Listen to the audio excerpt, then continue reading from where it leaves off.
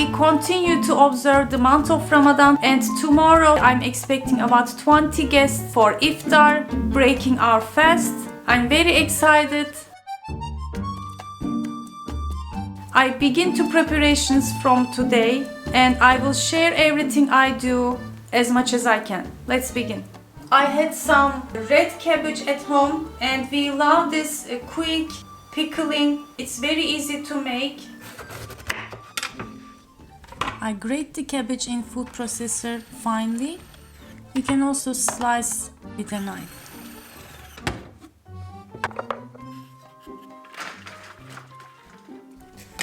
Then to get the bitterness, I rub everything for about 3-4 minutes with rock salt and waited for 10 minutes to get the bitter juice out. Then washed and drained the cabbage, and I'm ready to place it to my jars and make the brine water. My medium-sized red cabbage were fit perfectly to my 1-liter jar, and for the brine I used 1/3 of a cup grape wine vinegar and 2/3 of a cup water, 1 teaspoon rock salt and pinch of sugar. You can also add couple of cloves of garlic. I didn't have at the moment, so I couldn't. Pour the mixture, seal it, and it's ready the next day. And it's ready here. And second, I had some brined grape leaves. I'm making stuffed grape leaves in olive oil with cherries.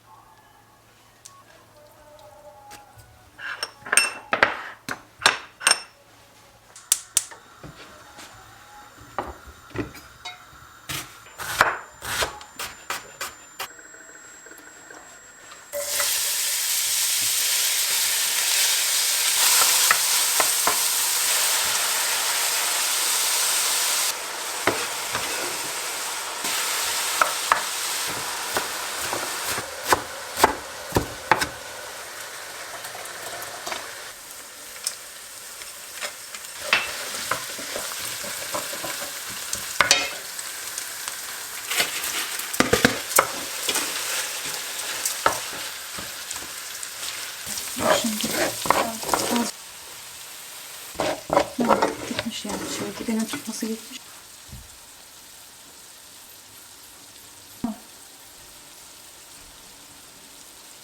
Tamam.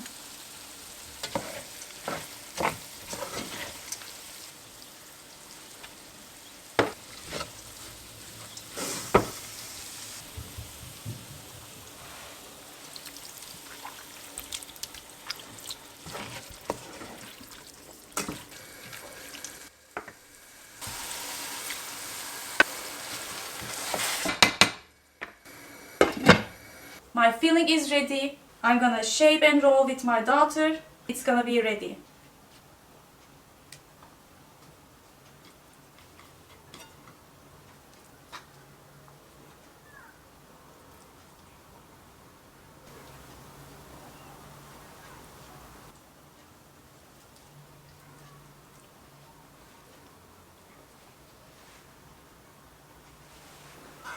Here we go.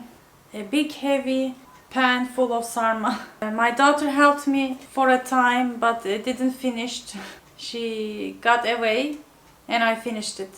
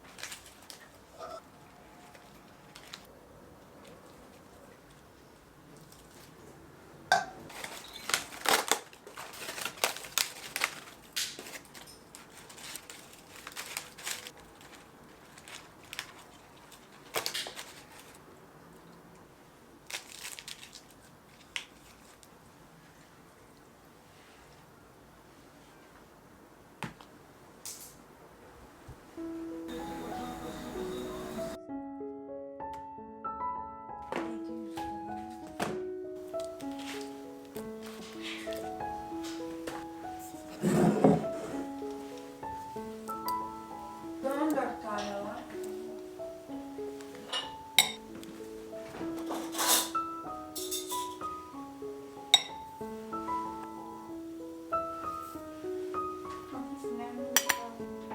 Sudan geçirsin. Bir dakika.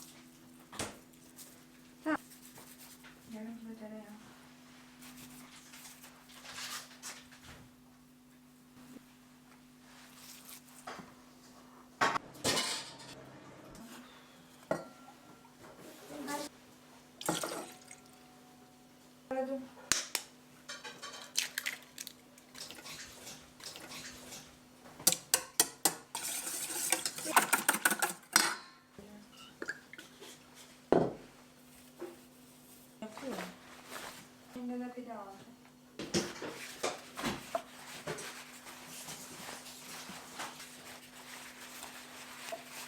Evet.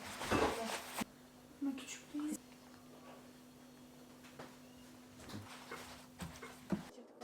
Yeni açacaksın.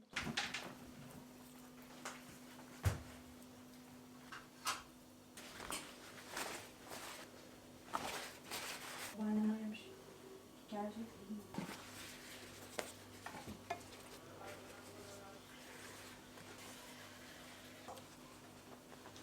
Yapmanız lazım kendinize.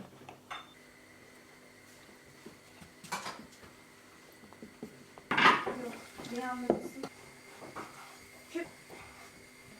Niye doğruyor? Ben doğruyum. Böyle. Bir yapayım.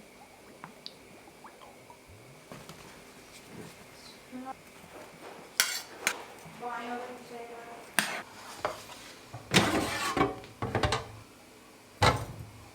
Ayaklarını ayarlamak ama onlar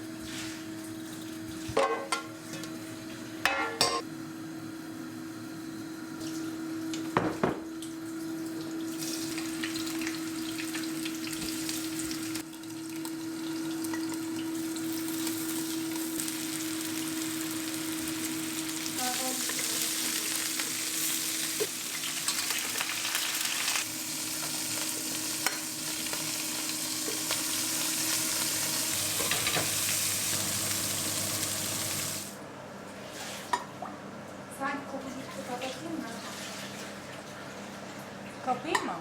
Dış kapıyı kapayalım.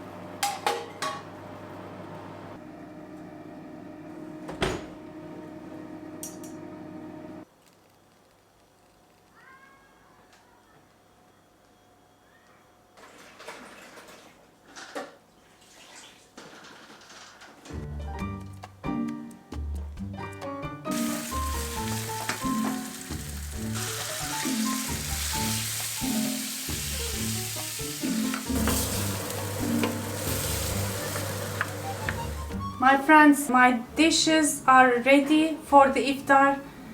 I have the sarma ready. This is our cheese borek, kalburabastı, and İzmir Köfte here. Chicken kebab with eggplants and peppers. The only thing left is to make my tomato soup, rice, and salad. And also we're gonna make the spread for the iftar, the breakfast dishes, dates, the cheese olive plates, and it's gonna be ready. For the İzmir Köfte, I'm just gonna pour the tomato sauce and then continue to bake in the oven, and it's gonna be ready.